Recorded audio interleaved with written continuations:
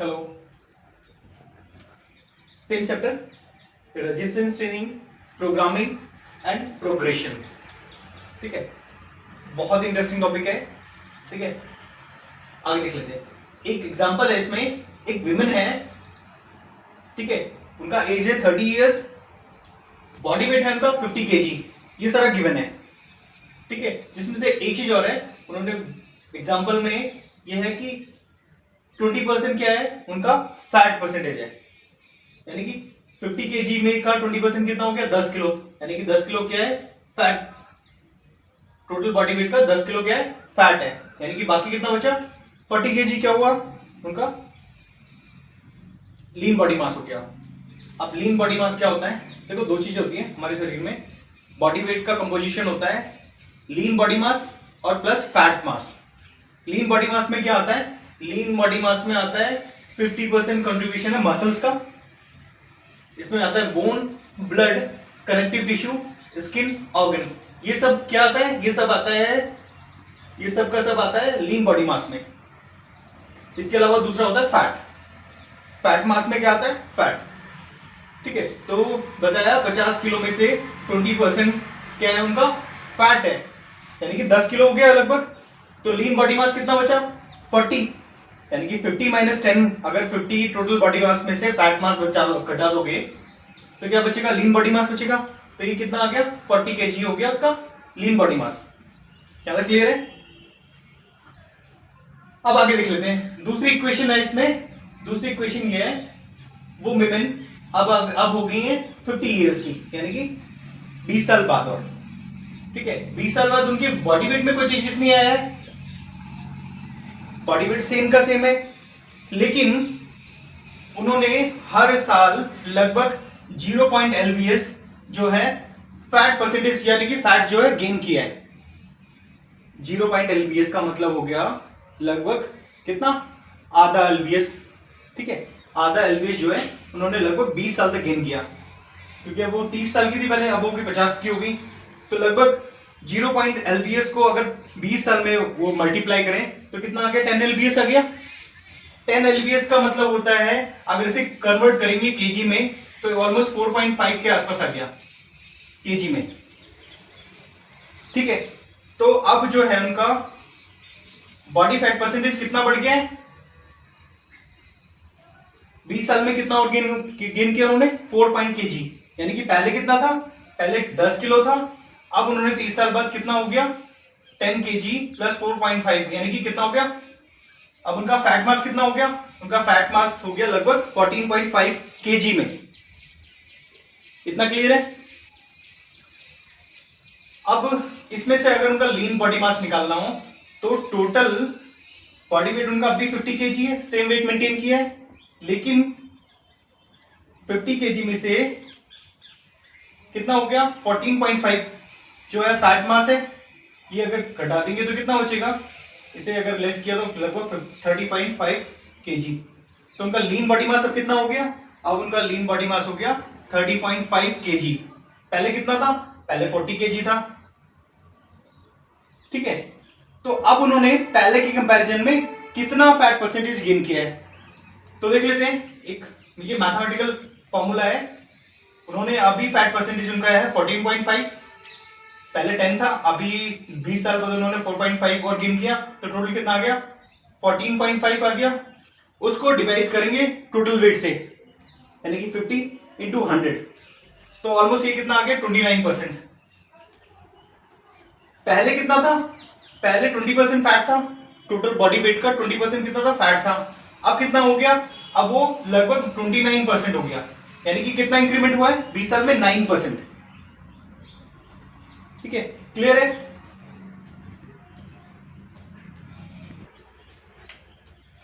Next topic है physical appearance and body composition. तो जब आप किसी भी तरह का स्ट्रेंथ ट्रेनिंग करते हैं तो सबसे पहले क्या चेंजेस आते हैं, मतलब जो चेंजेस आएंगे वो किस में आएंगे, आपकी फिजिकल अपीयरेंस जो होगी, और बॉडी कंपोजिशन में क्या होंगे चेंजेस आएंगे।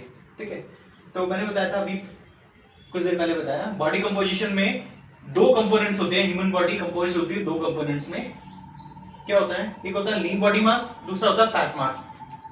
लीन बॉडी मास में क्या आता है आपका, मसल्स, जिसका टोटल कंट्रीब्यूशन कितना है, लीन बॉडी मास में इसका कंट्रीब्यूशन है 50%। फॉर एग्जांपल, अगर आपका लीन बॉडी मास जो है वो 50 केजी है, तो मसल्स का कंट्रीब्यूशन सिर्फ इसमें कितना है, 50%, यानी कि 25 केजी जो सिर्फ क्या क्या है, मसल्स है। तो कितना इंपॉर्टेंट हो गया फिजिकल ट्रेनिंग, मतलब स्ट्रेंथ ट्रेनिंग करना, क्योंकि आपको पता है जो मसल्स है वो क्या है, मेटाबॉलिकली एक्टिव टिश्यू है। मेटाबॉलिकली एक्टिव टिश्यू का मतलब है कि इसमें, इस टिश्यू में क्या है, इस टिश्यू में ये है, इस टिश्यू में एनाबॉलिज्म और कैटाबॉलिज्म दोनों चेंजेस, दोनों क्या है, पॉसिबल है। एनाबॉलिज्म में क्या होगा, एनाबॉलिज्म में ये होगा कि जो मसल्स है वो क्या होंगे, वो ग्रो करेंगे, उनका साइज बढ़ेगा और वो क्या होंगे, स्ट्रॉन्गर होंगे। किसके साथ में, स्ट्रेंथ ट्रेनिंग के साथ में। अगर किसी भी तरह की स्ट्रेंथ ट्रेनिंग या कोई भी फिजिकल एक्टिविटी नहीं होती है तो क्या होगा, ये इसमें कैटाबॉलिज्म भी पॉसिबल है। कैटाबॉलिज्म का मतलब क्या होगा, वो मसल्स जो होंगे, मसल्स का जो फाइबर का साइज होगा वो क्या होगा, स्मॉलर होगा और वीकर होगा। ठीक है, तो मैंने बताया लीन बॉडी मास में 50% कंपोजिशन किसका है, मसल्स का।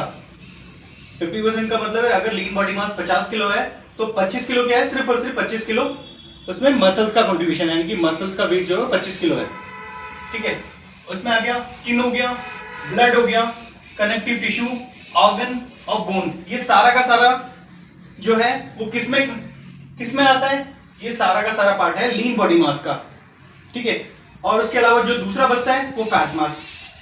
ठीक है, तो ह्यूमन बॉडी जो कंपोजिशन है उसके दो कंपोनेंट्स है, लीन बॉडी मास और फैट मास। लीन बॉडी मास में muscles, skin, blood, connective tissue, organ और बोन आता है, और इसके अलावा जो बचता है वो आता है किसमें, फैट मास में। ठीक है, और इसमें मैंने बताया आपका 50% जो कंपोजिशन है मसल्स का, किसमें, टोटल लीन बॉडी का 50% का कंपोजिशन किसका है, सिर्फ मसल्स का, यानी कि मसल्स का वेट लगभग 50% है लीन बॉडी मास में। देखो दूसरा ये है, अगर जो लोग या एक वीमेन जो है वो अगर एक्सरसाइज नहीं करती है तो वो लगभग कितना, 0.5 lbs, यानी कि लगभग कितना हो गया, 0.23 kg मसल्स जो है वो लूज करेगी एवरी ईयर। ठीक है, स्टडी है, स्टडी में ये बताया है जो विमेन किसी भी तरह का स्ट्रेंथ ट्रेनिंग, रेजिस्टेंस ट्रेनिंग या वेट ट्रेनिंग नहीं करती है वो लगभग 0.23, ठीक है, या 0.5 lbs मसल्स को लूज करेगी हर साल। ठीक है, लेकिन फॉर्चुनेटली मतलब कुछ रिसर्च ऐसी भी है कि रेजिस्टेंस ट्रेनिंग जो है पूरी तरह से इस सिचुएशन को रिवर्स कर सकती है, इवन बेटर परफॉर्म करती है।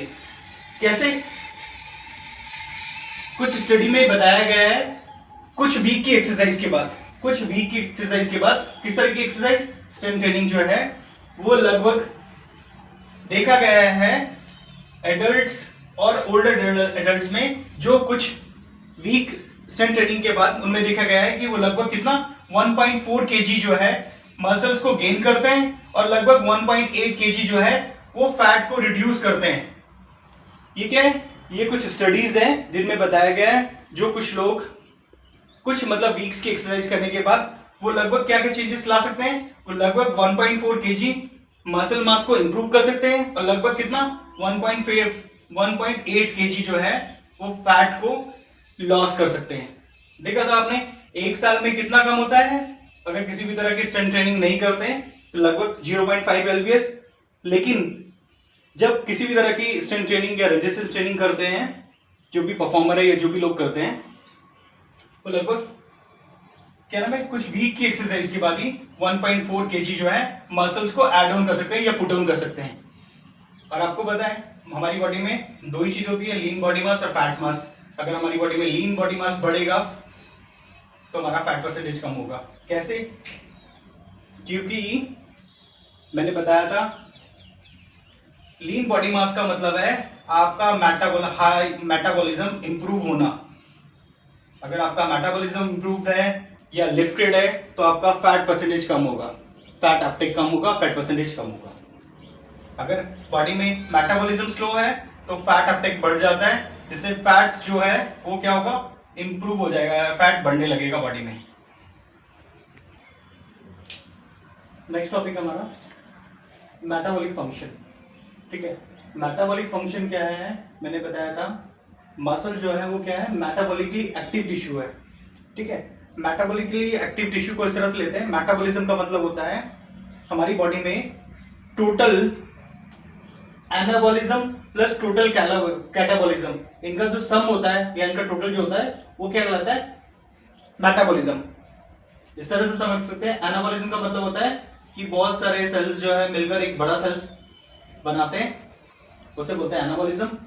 और कैटाबॉलिज्म में क्या होगा, बड़े बड़े सेल्स जो होते हैं ब्रेक डाउन होते हैं छोटे छोटे सेल्स में। ठीक है, उसे बोलते हैं कैटाबॉलिज्म।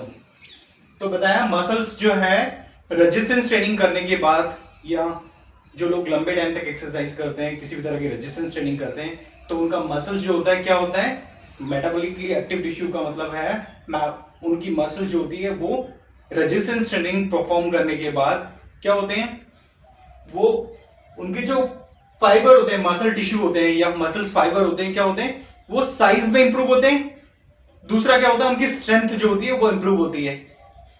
ठीक है, और लगभग हमारा जो मसल्स है ना उसका कंट्रीब्यूशन कितना है टोटल कैलोरी में, लगभग 25%। यानी कि अगर एक पर्सन जो है वो 2000 कैलोरी पर डे उस लेता है, या उसके लिए एक एवरेज कोई भी पर्सन जो है वो अगर 2000 कैलोरी जो है वो दिन का ले रहा है, तो लगभग उसका बॉडी जो होगा उसका 25% जो होगा वो कौन बियर करता है, वो सारा का सारा जो कंजप्शन कर, या सारा का सारा जो इस्तेमाल करती है वो मसल्स करती है।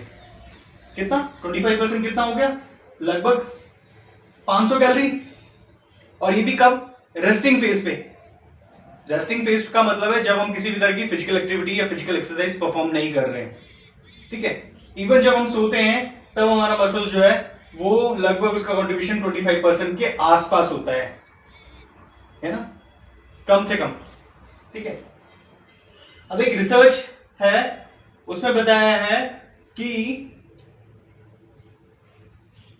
जब स्ट्रेंथ ट्रेनिंग या रेजिस्टेंस ट्रेनिंग करने के बाद मसल्स फाइबर का जो साइज होता है और उसका जो स्ट्रेंथ होता है वो इंक्रीज होता है, जिसकी वजह से आपका जो रेस्टिंग मेटाबॉलिक रेट होता है, रेस्टिंग मेटाबॉलिक रेट का मतलब है कि जब आपकी बॉडी जो रेस्टिंग फेज पे होती है, किसी भी तरह की एक्सरसाइज या फिजिकल एक्टिविटी परफॉर्म नहीं कर रहे होते हैं, तो बॉडी को कुछ बॉडी फंक्शनिंग के लिए कैलोरी की जरूरत होती है, उसे बोलते हैं रेस्टिंग मेटाबॉलिक रेट। तो वो लगभग 7 to 8% इंप्रूव होता है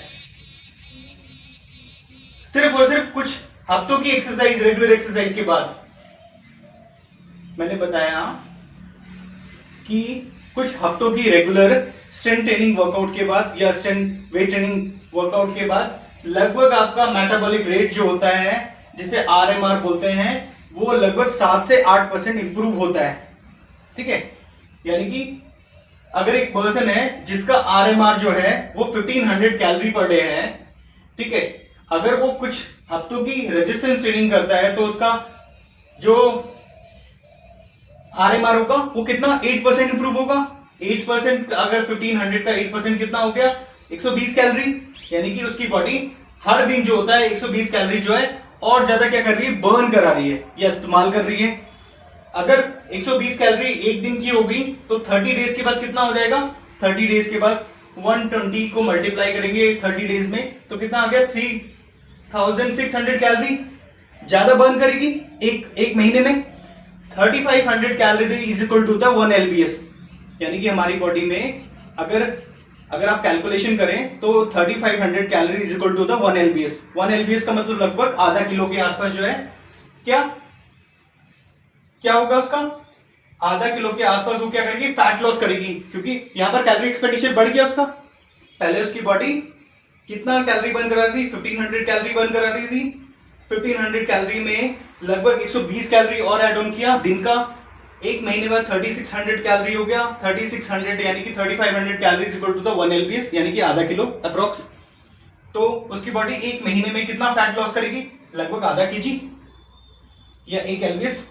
और साल में क्या होगा, उसका रेस्टिंग मेटाबॉलिक रेट इंप्रूव होने की वजह से लगभग साल में वो कितना, ऑलमोस्ट 5.5 किलो के आसपास क्या करेगी, फैट को लॉस करेगी। ये सिर्फ फैट है। ठीक है, आज के लिए इतना ही।